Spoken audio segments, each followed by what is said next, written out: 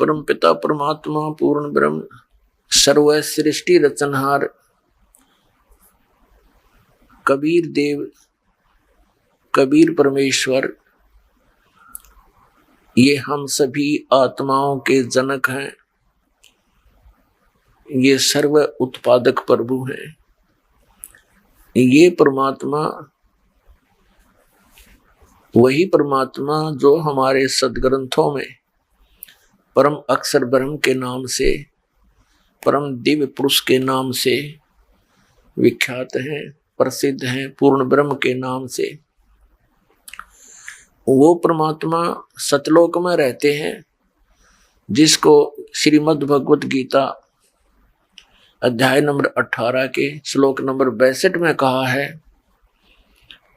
कि हे अर्जुन, तू सर्वभाव से उस परमेश्वर की शरण में जा। उसी परमेश्वर की कृपा से ही तू परम शांति को और शाश्वतम स्थानम सनातन परम धाम अर्थात सतलोक को, सतलोक माने अविनाशी, लोक माने स्थान, शाश्वत स्थान भी वही है, सतलोक भी उसी को कहते हैं, वहां चला जाएगा। श्रीमद् भगवत गीता अध्याय नंबर 15 के श्लोक 1 से 4 में भी यही स्पष्ट किया है कि तत्वदर्शी संत की प्राप्ति के उपरांत परमेश्वर के उस परम पद की खोज करनी चाहिए, जहां जाने के बाद साधक फिर लौटकर कभी संसार में नहीं आते। तो वो स्थान सतलोक है, जिसको वेदों में धूलोक कहा है, रत धाम कहा है। रत माने सत्य, धाम माने धाम, सतलोक। वो सतलोक में रहता है और मनुष्य दृश्य है। पुण्यात्मा, वही परमात्मा उस सतलोक से चलकर सनातन परम धाम से स्वयं गति करके सह शरीर आते हैं और फिर अच्छी आत्माओं को मिलते हैं, उनको तत्व ज्ञान से परिचित कराते हैं। वो परमेश्वर परम अक्षर ब्रह्म, जिसको सत्य पुरुष, अकाल मूर्त, शब्द स्वरूपी राम, सतपुरुष आदि नामों से जाना जाता है, उपमात्मक नामों से, वो कबीर देव हैं, कबीर साहब हैं। ये काशी में आए, बनारस में आए, वो जुलाहा अर्थात वो धानक, वो परम अक्षर ब्रह्म है, वो पूर्ण परमात्मा है। वो प्रत्येक युग में ऐसी लीला किया करते हैं। पुण्यात्माओं, आपका सौभाग्य है कि आप जी को ये यथार्थ ज्ञान सुनने को मिला। ये सदग्रंथ जिनको हम सत्य मानते हैं, जिनमें कौन कौन से सदग्रंथ हैं? पवित्र चारों वेद, ऋग्वेद, यजुर्वेद, सामवेद और अथर्ववेद।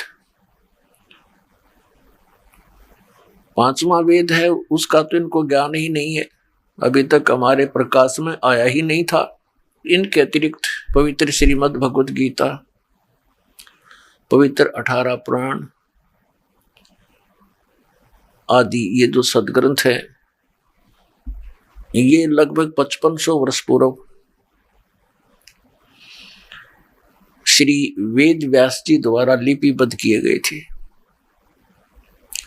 और आज इनको 5500 वर्ष हो गए हमारे धर्म गुरुओं को पढ़ते और हमें ये कहते कि हम इन्हीं पवित्र सदग्रंथों के आधार से तुम्हें ज्ञान सुना रहे हैं। हमने यही सोचा, यही समझा, यही विश्वास किया इन हमारे धर्म गुरुओं के ऊपर कि हमारे धर्म गुरु ये संस्कृत भाषा से परिचित हैं। इन्होंने हमें जो ज्ञान दिया वो वेदों, गीता और पुराणों वाला ही होगा। परमेश्वर ने 600 वर्ष पहले आकर के बताया कि आपके ये धर्म गुरु जो हैं, हिंदू और मुसलमानों को, दोनों को ही कहा था कि आपके जो धर्म गुरु हैं ये तुम्हें यथार्थ ज्ञान नहीं बता पा रहे, क्योंकि ये तत्व ज्ञान से अपरिचित हैं। तुम्हारे धर्म गुरु जिस समय परमेश्वर आए उस समय की बात है, यानी सन 1398 से सन 1518 तक 120 वर्ष परमेश्वर यहां रहे थे और फिर सहशरीर चले गए थे। तब उन्होंने कहा था कि न तो हिंदुओं के धर्मगुरु अपने सदग्रंथों से परिचित और न ही मुसलमानों के धर्मगुरु अपनी कुरान शरीफ के यथार्थ ज्ञान से परिचित। परमात्मा ने जब ये सच्चाई कहनी प्रारंभ की तो उस समय के दोनों धर्मों के गुरुओं ने परमात्मा का बहुत विरोध किया और करवाया था जनता से, ये कहकर के ये क्या जाने कबीर जुलाहा अशिक्षित ये सदग्रंथों को कैसे जान सकता है, ये संस्कृत भाषा नहीं जानता है। तो पुण्यात्मा उस समय इनकी दाल गल गई, क्योंकि प्रत्येक प्राणी ये जानता था कि उस समय केवल संस्कृत भाषा के पढ़ने का अधिकार एक ब्राह्मण वर्ग को ही था। अन्य कोई भी प्राणी यानी प्रजाजन संस्कृत भाषा नहीं पढ़ सकते थे। और कबीर साहब तो एक जुलाहा वर्ण के अंदर, जुलाहा जाति के अंदर प्रकट थे, तो ये स्वप्न में भी नहीं सोचा जा सकता कि कबीर साहब संस्कृत भाषा को कभी इन्होंने पढ़ा होगा। और पुण्यात्माओं, परमात्मा की लीला अजीबोगरीब हुआ करती हैं।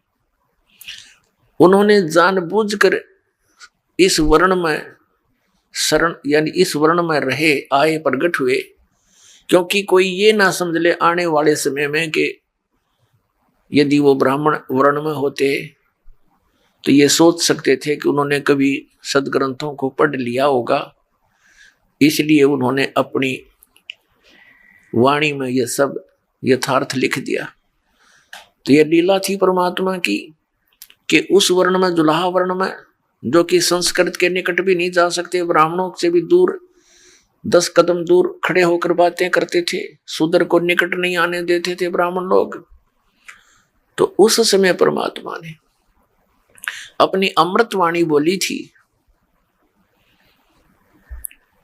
कि ये ब्रह्मा विष्णु महेश ये तीनों नासवान हैं। पुण्यात्माओं, आज से 600 वर्ष पहले ये बात कोई कहे तो जनता से सिर फड़वा दें ये नकली धर्मगुरु, ये नकली अज्ञानी जो स्वयं सदग्रंथों से अपरिचित, और परमात्मा ने सच्ची बताई तो उनका विरोध करवा दिया। ऐसा ही परमेश्वर के साथ किया गया था। बहुत बुरी यातनाएं दी गई थी, लेकिन वो समर्थ थे। कबीर परमेश्वर समर्थ हैं, उनका वो कुछ बिगाड़ नहीं सके। तो पुण्यात्माओं, आज हम परमात्मा ने शिक्षित किए और ये समय दिया, पहले निर्धारित किया हुआ था कि कलयुग के जो बिचली पीढ़ी आवेगी उसमें सभी प्राणी शिक्षित कर दिए जाएंगे और फिर वो सदग्रंथों को स्वयं अपनी आंखों देखेंगे और परमात्मा को पहचान लेंगे, और इन नकलियों से भी वो फिर दूर हट जाएंगे जिन्होंने इतना जीवन नष्ट करवा दिया हमारे पूर्वजों का। हमारे सदग्रंथ बताते हैं कि श्री ब्रह्मा, श्री विष्णु, श्री शिव जी ये नासवान हैं, इनकी जन्म मृत्यु होती है, इनके माता पिता हैं। और हमारे धर्म गुरु कहा करते थे ये अजर व अमर है। एक ब्रह्मा जी को तो ये बताते थे इनकी जन्म मृत्यु होती है, लेकिन भगवान विष्णु, भगवान शिव को ये कहा करते थे इनकी जन्म मृत्यु नहीं होती। आपको थोड़ा सा कंसेप्ट क्लियर करते हैं कि ब्रह्मा, विष्णु, महेश तीनों नासवान हैं, इनकी जन्म मृत्यु होती है। और इनकी माता कौन है देखिएगा, श्रीमद देवी भागवत सचित्र मोटा टाइप, गीता प्रेस गोरखपुर से प्रकाशित है। संपादक हनुमान प्रसाद पोदार चिमनलाल गोस्वामी। कहाँ से प्रकाशित है? प्रकाशक एवं मुद्रक है गीता प्रेस गोरखपुर, गोविंद भवन कार्यालय कोलकाता का संस्थान। ये इनके फैक्स और फोन नंबर। इसके 123 पृष्ठ पे और तीसरे स्कंद में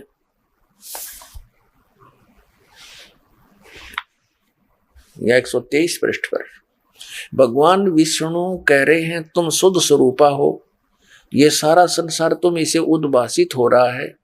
अपनी माता दुर्गा शक्ति की उपमा कर रहे हैं, महिमा कहते हुए, स्तुति करते हुए बोल रहे हैं, मैं ब्रह्मा और शंकर हम सभी तुम्हारी कृपा से विद्यमान हैं। हमारा आविर्भाव माने जन्म और तिरोभाव माने मृत्यु हुआ करता है। केवल तुम ही नित्य हो, जगत जननी हो, प्रकृति और सनातनी देवी हो। ये स्पष्ट कह रहे हैं भगवान विष्णु जी कि हमारा तो आविर्भाव माने जन्म, तिरोभाव माने मृत्यु हुआ करता है, केवल तुम ही नित्य हो। भगवान शंकर बोले, देवी यदि महाभाग विष्णु तुम्ही से प्रकट हुए हैं तो उनके बाद उत्पन्न होने वाले ब्रह्मा भी तुम्हारे बालक हुए।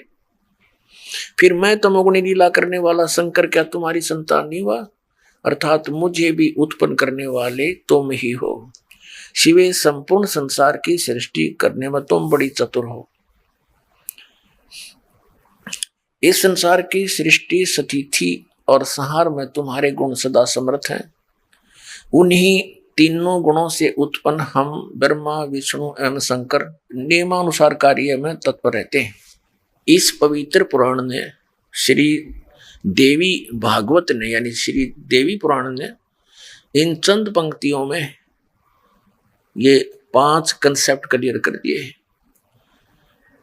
5 पॉइंट स्पष्ट कर दिए। नंबर 1 कि ब्रह्मा विष्णु महेश की जन्म मृत्यु होती है, ये अविनाशी नहीं है। नंबर 2 दुर्गा इनकी माता है। और नंबर 3 दुर्गा को प्रकृति भी कहते हैं। और नंबर 4 ये होगा कि रजगुण ब्रह्मा, सतगुण विष्णु, तमगुण शिव जी है। और 5वां ये हो गया कि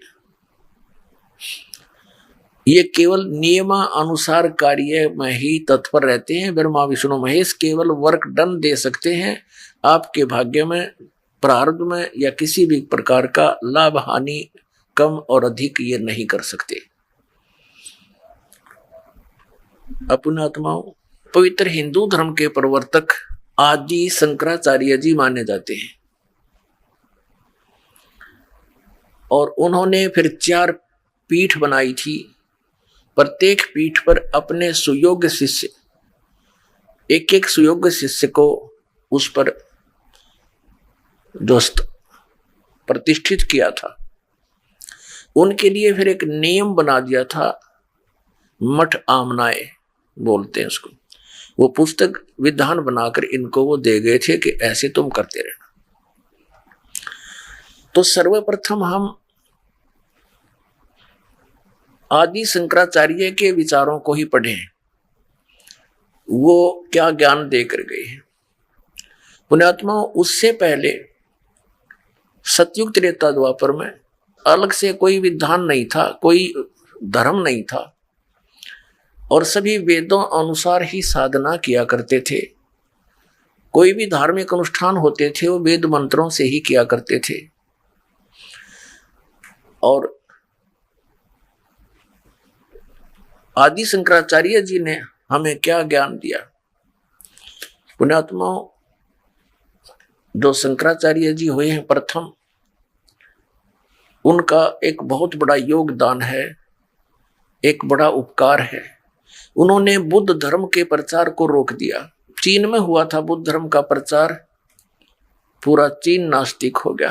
कारण क्या रहा कि महात्मा बुद्ध जी ने जो परमात्मा से राहत पाने की पूजा की विधि बताई, वो शास्त्र विधि को त्याग कर मनमाना आचरण था, जिस कारण से आध्यात्मिक लाभ किसी को नहीं हुआ। अंत में 1000, 2000, 4 या 2500, 3000 वर्ष तो हो चुके उस महात्मा बुद्ध के जन्म को। क्योंकि आदि शंकराचार्य से पहले उनका जन्म था, उस समय तो बुद्ध धर्म बहुत प्रचार यानी चरम सीमा पर था। तो उस समय से और अब तक बुद्ध धर्म के अनुयायियों को आध्यात्मिक लाभ नहीं हुआ, जिस कारण से वो नास्तिक हो गए कि अपना करो और खाओ, भगवान भगवान कुछ नहीं है। अब उस बुद्ध धर्म को रोकना एक बहुत बड़ा उपकार हमारे ऊपर रहा, लेकिन बात वहीं की वहीं रही, आसमान से गिरे खजूर में अटक गए। अब इन शंकराचार्य जी ने हमें क्या ज्ञान दिया, एक झलक दिखाते हैं। ये है सांकर पंचम। ये सांकर पंचम नामक एक पुस्तक है, और इसके रचन करने वाले कौन है? आदि शंकराचार्य विरचित पंच ग्रंथा नाम संग्रह, 5 ग्रंथ रचे गए, उनका संग्रह है। देखिएगा, ये है आदि शंकराचार्य, और ये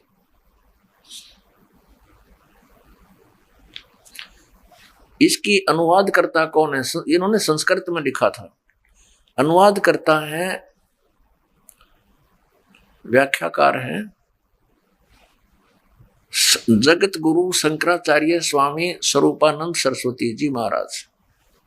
ये देखिएगा, सांकर पंचम, ये है अपरोक्ष अनुभूति, तत्वबोध, आत्मबोध, ये मणिरत्नमाला, भज गोविंद, ये इसके अंदर 5 ग्रंथ हैं। इसके अनुवादक हैं श्री मठ परमहंस परिव्राजक आचार्य ज्योतिर द्वारके और शांकर पीठ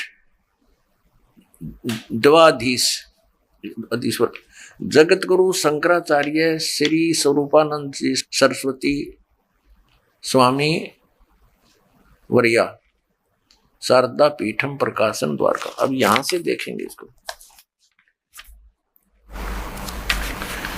ये है शंकराचार्य विरचिता है पंच ग्रंथानाम संग्रह, 5 ग्रंथों का संग्रह है। वो कौन कौन से हैं? अपरोक्ष अनुभूति, तत्वबोध, आत्मबोध और मणि रत्नमाला, भज गोविंद, ये 5 से। ये है ज्योतिष पीठाधीश्वर और द्वारका पीठाधीश्वर जगत गुरु शंकराचार्य श्री स्वरूपानंद सरस्वती जी स्वामी पाद है। परिणीतया, यानी इसने हिंदी टीका किया है शंकर सप्रया नाम से, इन 5 ग्रंथों का जो संस्कृत में वर्णित है। प्रकाशन है शारदा पीठ प्रकाशनम, द्वारका 361 335 जामनगर गुजरात, इनके कोड नंबर, ये दूरभाष नंबर। ये कहाँ से छपा है? Shri Mata computers private limited, ये मुद्रक है, 20/7/125 केदार घाट वाराणसी से। पहले इनका बताते हैं, देखिएगा। ये ज्ञान का स्वरूप बताया है प्रश्न नंबर 10 पे। यहां क्या बताया है कि ज्ञान का स्वरूप, मैं सम शांत और सच्चिदानंद स्वरूप ब्रह्म हूं, असत स्वरूप मैं नहीं हूं, ब्रह्मो वाम अहम, वह ब्रह्म मैं ही हूं, अर्थात जीव ही ब्रह्म है, इनका ये विधान है। मैं स्वयं निराकार, निर्मल, अविनाशी, अभय और निर्विकार हूं। मैं दुखहीन, आभासहीन, विकल्पहीन, व्यापक और व्यापक हूं। देह मैं नहीं हूं। मैं सुखी, दुखी, संसारी, स्थूल, कृष्ण आदि समस्त अध्यायों से परे हूं। सर्व रोग रहित मैं निरामय, निराभास तथा व्यापक हूं। ठीक। अब 15 पर देखिएगा, इसके 15 पृष्ठ पर क्या कहा है? एवं देह आत्मा पुरुष ईश्वर है। इसका अर्थ इन्होंने क्या? मैं आत्म स्वरूप हूं, अर्थात पुरुष ही ईश्वर है।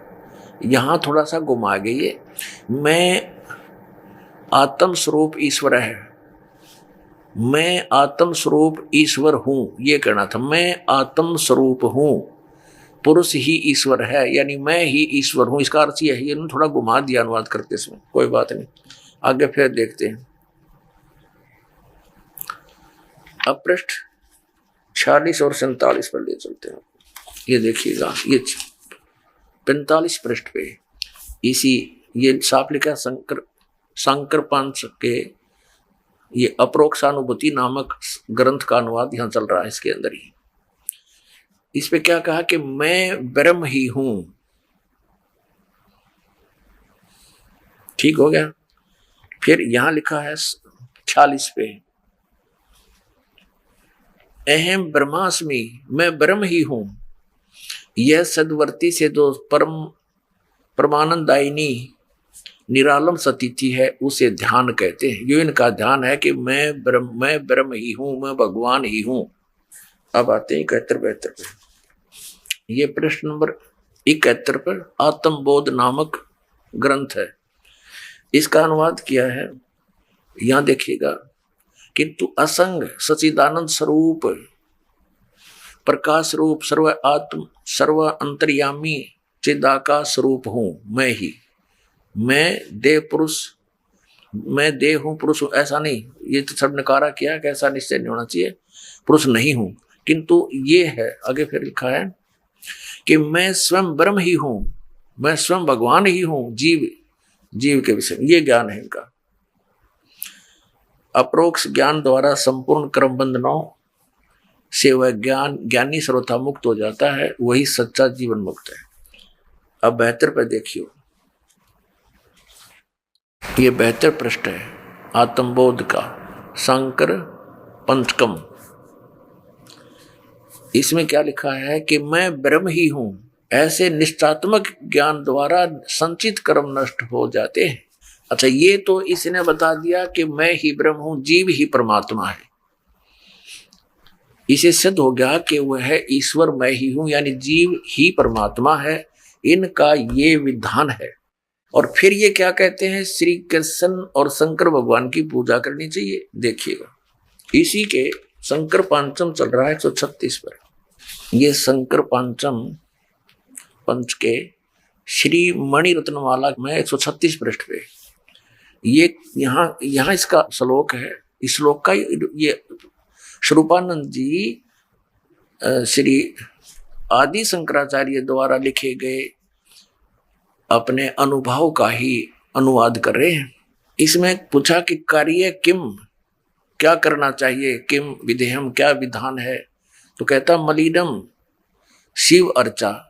यहां देखा इसका उत्तर, ये प्रश्न, ये क्या प्रश्न, क्या करना चाहिए। शंकराचार्य जी कह रहे हैं भगवान शिव की पूजा करनी चाहिए। फिर जीव कहाँ गया। अब भगवान शिव की पूजा करनी चाहिए तो जीव कहाँ रह गया भगवान। फिर आगे और दिखाते हैं इनके कलाबाजी 128 पृष्ठ पे दिखाते हैं आपको। ये देखिएगा, ये 127 पृष्ठ पे 10वां श्लोक है, ये श्री मणि रत्नमाला का, उसी शंकर पंचके में पंचक में। यहाँ ये संस्कृत है, कार्य मया का, मेरा कार्य क्या है, शिव विष्णु भक्ति। ये संस्कृत है, यहाँ अनुवाद किया श्री स्वरूपानंद जी ने। वो श्लोक है संस्कृत में शंकराचार्य का, आदि शंकराचार्य। प्रश्न मुझे क्या करना चाहिए, ये इसमें शपथ है कि मया कार्य मया का, मुझे क्या करना चाहिए। इसमें लिखा शिव विष्णु भक्ति, बस यह करनी चाहिए। देखो इसका अनुवाद इन्होंने कहा है, प्रश्न मुझे क्या करना चाहिए, 128 पृष्ठ पे है ये। मुझे क्या करना चाहिए, भगवान शिव और विष्णु की भक्ति करनी चाहिए। अब जीव की तरह गया वो फिर भगवान। अब परमात्मा कहते हैं ये माला पैर हुए हैं मुक्ता, सटदल उआ बाई बकदा। ये उआ बाई बकरे है इनका कोई सिर पैर इन शंकराचार्यों के ज्ञान का, ना कोई वेद आधार। श्री श्रीमद् भगवत गीता में कहीं लिखा है शंकर और विष्णु की पूजा करने को, शिव की और विष्णु की पूजा करने को। तो श्रीमद् भगवत गीता अध्याय नंबर 16 के श्लोक 23-24 में कहा कि अर्जुन, जो शास्त्र विधि को त्याग कर मनमाना आचरण करते हैं उनको न तो सुख होता, न उनकी गति होती, न कोई सिद्धि प्राप्ति होती, अर्थात यूजलेस, व्यर्थ। अब देखिएगा इसी 128 पृष्ठ पे शंकर पांचम वही चल रहा है, शंकर पांचम। और ये श्री मणि रत्नमाला 128 पृष्ठ पे आपने पूछा, इन्हीं का प्रश्न है, मूर्ख कौन है? जिसमें विवेक नहीं वह मूर्ख है। देखिए इनका विवेक, मुझे क्या करना चाहिए? भगवान शिव और विष्णु की भक्ति करनी चाहिए। और देखिए अब 72 पृष्ठ पे 71 पृष्ठ पे क्या कह रहे हैं, मैं स्वयं ब्रह्म ही हूं, आत्मा ब्रह्म है। मैं फिर 72 पे कह रहे हैं, मैं ब्रह्म ही हूं। ऐसे निश्चयात्मक ज्ञान द्वारा संचित कर्म नष्ट हो जाते हैं। अपने आप को न सोच ले मैं ब्रह्म हूं, बस मैं भगवान हूं।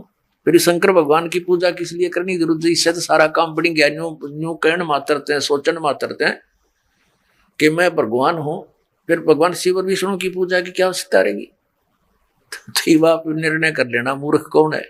ये देखिएगा इसकी भूमिका के अंदर क्या लिखा है, इस शंकर पांचम भूमिका, इसमें क्या लिखा है, इसके हम चलते हैं प्रश्न नंबर 14 पे। ये देखिएगा इसमें क्या बताया है, आपने जिन विषयों पर अधिक बल दिया है, भूमिका बनाता है अनुवादकर्ता। अनुवादकर्ता श्री स्वरूपानंद जी हैं, शंकराचार्य, 2 पीठों के पीठाधीश्वर। और ये कह रहे हैं कि इस अनुवाद जो मैं करने जा रहा हूं इसका, तो इसमें लिखा है कि उसमें इस 5 इकट्ठे किए हुए ग्रंथों में उन्होंने क्या विशेष ज्ञान दिया है। देखिएगा ये प्रश्न नंबर 14 पे, आपने जिन विषयों पर अधिक बल दिया है उनमें सत्संगति, गीता पाठ श्री शंकराचार्य के बारे में लिखा है, और भगवान विष्णु व शिव, भगवान विष्णु शिव व श्री कृष्ण की भक्ति, गंगा जल का पीना पान आदि आदि इनके ये मुख्य है। आत्मज्ञान की आवश्यकता आदि पर रेखांकित किया है। आप जी को आदि शंकराचार्य जी के विचार सुना रहा है ये दास, और कहते हैं, परमात्मा कहते हैं कबीर साहब जी के एक हाथी के पैड़ में और सब जीवों की पैड़, यानी एक आदि शंकराचार्य के विचार आपके रूबरू हो जाएंगे तो समझ लेना कि अन्य वर्तमान के जो शंकराचार्य जी हैं वो उन्हीं के ज्ञान का आगे प्रचार ही कर रहे हैं। बस इतनी सी बात है। देखिएगा इसके पृष्ठ 58 पर ले चलते हैं आपको। ये देखिएगा शंकर पंच के तत्वबोध 58, यह इन्होंने तत्व विवेक किया है। तत्व विवेक क्या है? ये तत्व विवेक क यानी तत्व विवेक क्या है, इसका ये हिंदी है। तत्व विवेक क्या है? उत्तर है शंकराचार्य जी का, आदि शंकराचार्य जी का, आत्मा सत्य है और उससे भिन्न संपूर्ण जगत मिथ्या है। इसी नित्य ज्ञान को तत्व विवेक कहते हैं। अब आगे दिखाते हैं आपको।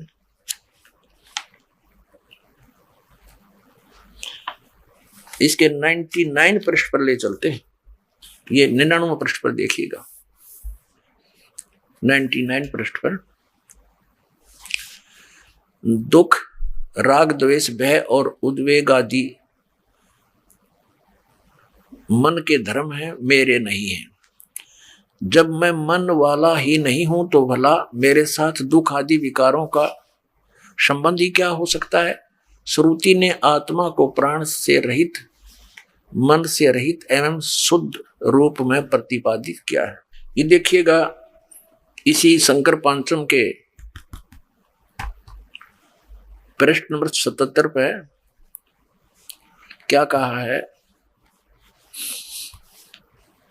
कि जैसे पूर्णिमा का चंद्रमा सरोवर में दिखलाई पड़ता है, उसी प्रकार शुद्ध अंतःकरण में आत्मा का दर्शन होता है।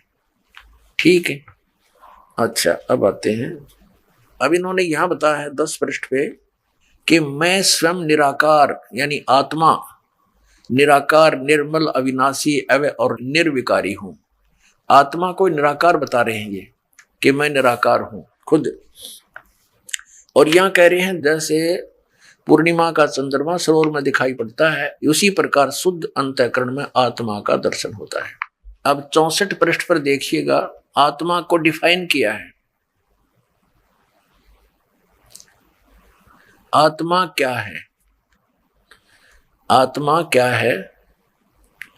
आत्मा सत्य है, चित्त है, आनंद है, बस निराकार है। आत्मा सत्य है, चित्त है और आनंद है, सच्चिदानंद रूप है। यानी सच्चिदानंद ये भगवान को भी कहते हैं और आत्मा को भी, यानी आत्मा और जीव को एकीकरण किया है। इसको ये अद्वैत मत बोलते हैं। ये इनके घर का है, ना वेदों और ना ग्रंथों में कहीं प्रमाण नहीं, सदग्रंथों में। एक कंसेप्ट और क्लियर करते हैं कि विश्वनाथ यानी नारायण कौन है, 123 पृष्ठ पे, फिर आगे चलेगा आपको। ये देखिएगा 123 पृष्ठ पे, 123 पृष्ठ पे श्री मणि रत्नमाला में ये क्या बताया है कि शिष्य का प्रश्न, हे गुरु, हे कृपालु, मैं इस अपार संसार समुद्र के बीच में डूब रहा हूं, मेरे लिए बचने का कोई उपाय है, कोई शरण है? कृपा उपदेश करने की कृपा कीजिए। गुरु का उत्तर, जो सारे संसार का ईश्वर है, उसके चरण कमल का ध्यान ही सबसे बड़ी नौका है, जिस पर चढ़कर तुम संसार समुद्र के पार जा सकते हो। विश्व पाद अम्बुज भगवान विश्वनाथ के चरण कमल रूपी जहाज में बैठो, वे तुम्हें पार लगाएंगे। वे ही विश्वनाथ हैं, वे ही श्री कृष्ण हैं, वे ही विष्णु हैं। अपने आत्माओं, एक तरफ तो ये कहते हैं मैं ही परमात्मा हूं, और दूसरी तरफ कहते हैं कि विष्णु, श्री कृष्ण, श्री विष्णु ये विश्वनाथ हैं, सॉरी यानी ब्रह्मांडों के मालिक हैं। अपने आत्माओं, अब इनकी वे ऑफ वर्शिप क्या है, थोड़ा सा ये झलक और दिखाते हैं। अपने आत्माओं, परमात्मा का पाना और भक्ति करना इतना सिंपल है, बहुत ही आसान, पर यह विश्वास होना कि हम जो कर रहे हैं ये सत्य है और शास्त्र अनुकूल है, तो फिर संशय नहीं रहेगी। तो दास का जो प्रयत्न है, आपके ऊपर जो ये अज्ञान का इन पोचा मार रखा है, यो रेगमार लगा रहा है दास के आपके ऊपर से, वो पुराना रंग हटे ताकि नया ओरिजिनल पेंट और दृढ़ता के साथ आपके ऊपर वो पेंट हो जाए। तो सत्य ज्ञान आपको दास साथ साथ सुना रहा है, और इस अज्ञान को हटाने के लिए सदग्रंथ दिखा करके, इनके द्वारा लिखे हुए अनुभव दिखा करके वो रेग मार लगा रहा है। पुण्यात्माओं, अनजान पने में, भोलेपन में बहुत से श्रद्धालु कहते हैं कि रामपाल दास तो अन्य संतों की आलोचना करते हैं। पुण्यात्माओं, आलोचना वो होती है जो झूठी बकवाद करे, निराधार बातें कहे। अब जैसे इन महापुरुषों ने जो लिख रखा है आपको पढ़कर सुना रहा है, हमारे सदग्रंथों में जो लिखा है वो आपके रूबरू कर रहा है, तो इससे आपको सत्य और असत्य का ज्ञान आसानी से हो जाएगा। जैसे एक समय किसी ने नकली नोट छाप लिए थे, 1000 के, 500 के, तो सरकार ने क्या किया था, डुप्लीकेट और ओरिजिनल दोनों साथ साथ रख के दिखा दिए थे, टीवी के माध्यम से, समाचार पत्रों के माध्यम से, कि ओरिजिनल ऐसा होता है, डुप्लीकेट ऐसा होता है। तो क्या सरकार आलोचना कर रही थी? एक महापरोपकार कर दिया ना, लाखों लोग ठगे जाते। उनका ईसाई गरीब व्यक्ति के पास 10-20 हजार रुपये होते हैं, वो नकली होते, तो वो तो रो रो कर टक्कर मारता। तो पुण्यात्माओं, आप जो ठगे जा रहे हो, आपकी तो कीमत ही नहीं लगाई जा सकती। मनुष्य जीवन के एक श्वास की कीमत ऐसी बताई है कि 3 लोग भी एक तरफ रख दे तो भी सस्ते हैं ये, और एक श्वास महंगा है मनुष्य का। इन्होंने कितना बर्बाद कर दिया, हमारे पीढ़ी की पीढ़ियां का नाश कर दिया। शास्त्र विधि विरुद्ध ज्ञान देकर उनको भूत प्रेत बनवा दिया, और फिर उनने पे श्राद्ध निकलवा कर फिर आगे रोजगार चला लिया। तो ये दास एक महापरोपकार कर रहा है, और बुद्धिमान समाज है, शिक्षित सभी मानव है, बहुत आसानी से अब ग्रहण हो रहा है। अगर 150 वर्ष पहले ये कोई शब्द बोल देता तो उद्मस्त करवा देते, ये नकली धर्मगुरु, ये डुप्लीकेट ज्ञान वाले। तो पुण्यात्माओं, आपका सौभाग्य है कि आप तक सच्चाई पहुंच रही है हमारे सदग्रंथों की। अब आपके समक्ष इनकी वे ऑफ वर्शिप दिखाते हैं। आदि शंकराचार्य जी ने कौन सी भक्ति बताई है? एक तो यह बता दी श्री शिव और कृष्ण और विष्णु की भक्ति करो, श्री शिव जी की भक्ति करो, गीता का पाठ करो। फिर ये क्या बताते हैं? प्रातः उठ गए, ये देखिएगा, एक और दिखाते हैं बीच में इनकी कलाबाजी देखिए 69 पे। आत्मबोध में माया उपाधि वाले चेतन को ईश्वर कहते हैं, और इस प्रकार उपाधि भेद से जीव ईश्वर भेद दृष्टि जब तक रहती है तब तक जन्म मरण आदि रूप संसार निवृत्त नहीं होता। इसलिए जीव ईश्वर में अभेद दृष्टि होनी चाहिए, यानी जीव और ईश्वर एक है। हो गया क्लियर? जीव ही ब्रह्म है, जीव ही ईश्वर है, यह कसर रह रही थी। अब 51 पृष्ठ पर आते हैं, ये देखिएगा 51 पृष्ठ पे इनकी पूजा क्या है। यह संपूर्ण जगत अदृश्य भाव रूप चेतन में है। इस प्रकार बुद्धिमान पुरुष सावधान होकर नित्य प्रति अपने आत्मा का ब्रह्म भाव से चिंतन करे। अब क्या है इनका स्मरण? कि अपनी आत्मा को ही परमात्मा जान के इसका ध्यान करे। ठीक। अब फिर इन्होंने और भक्ति विधि बताई है 47 पृष्ठ पे। 47 पृष्ठ पर भक्ति विधि बताई है। इस चित्त को सभी ओर से खींचकर निर्विशेष आत्मा रूप में प्रतिष्ठित कर देने को समाधि कहते हैं। बस अपने चित्त को खींच के आत्म स्वरूप में प्रतिष्ठित कर ले कि मैं ही भगवान हूं, नो मान ले, या समाधि होगी। इनका कहने का तात्पर्य यह है कि यदि किसी पर कोई दुख रोग आदि का आक्रमण हो तो ये मान ले कि मैं शरीर नहीं हूं, ये दुख मुझे नहीं हो रहा, मैं तो आत्मा हूं। बताया कोई बात हो इनकी? पुण्यात्मा, एक समय ये दास, यहां हरियाणा के अंदर एक गांव है पिंडारा, और उस पिंडारा गांव के ऊपर एक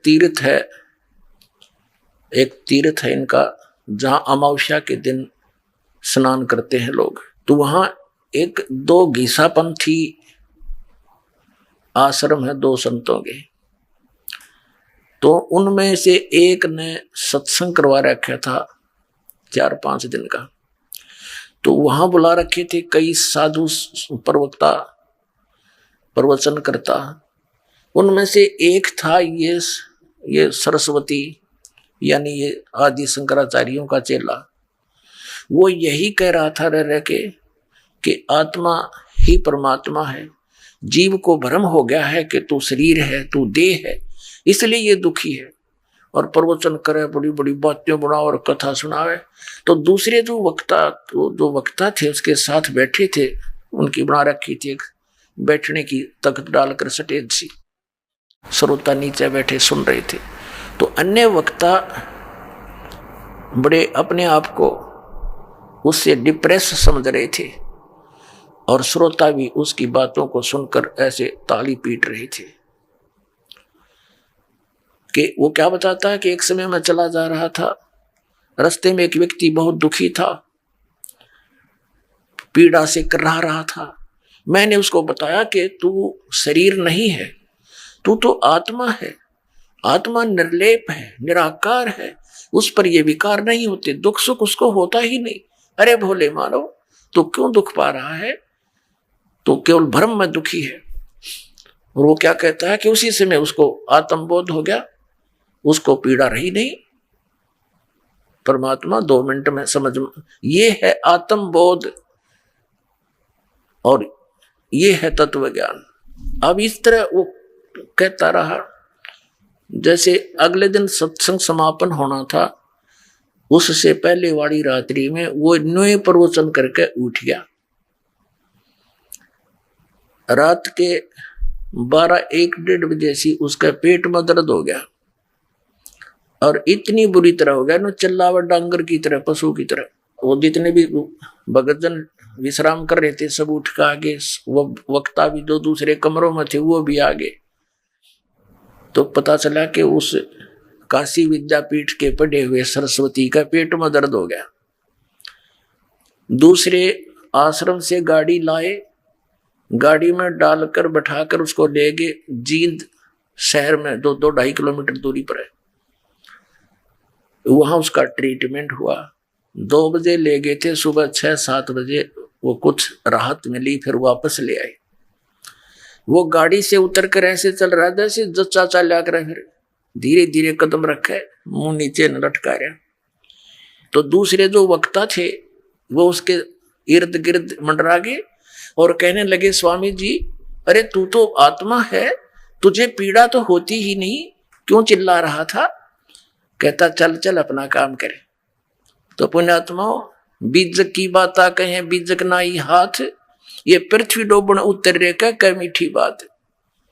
ये है ये शंकराचार्यों का विधान। पुण्यात्माओं, इस दास के प्रवचन यानी परमेश्वर कबीर जी द्वारा दिया गया तत्व ज्ञान,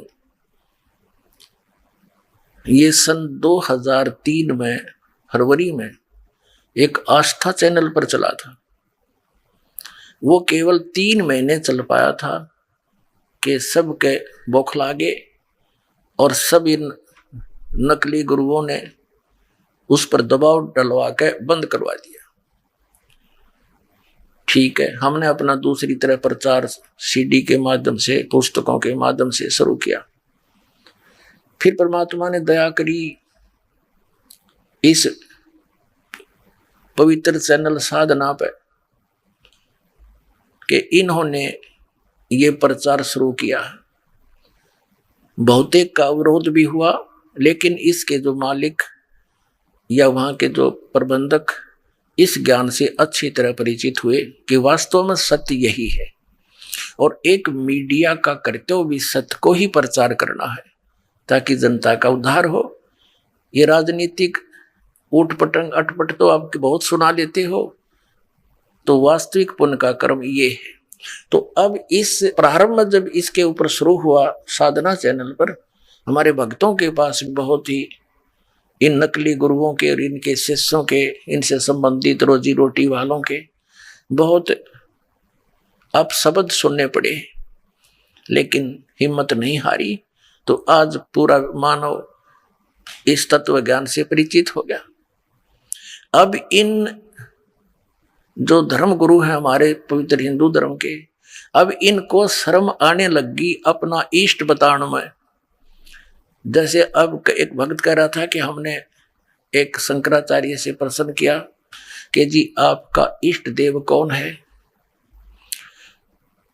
तो वो कहते हैं कि जो परम ब्रह्म परमात्मा है वो हमारा इष्ट देव है।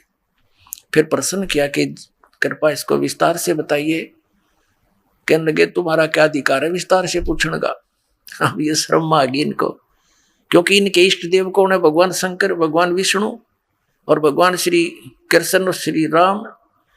अपने आत्माओं, ये हमारे हिंदू धर्म के धर्मगुरु हमने मूर्ख बना रहे थे। क्या मूर्ख बना रहे थे? ये कहा करते थे कि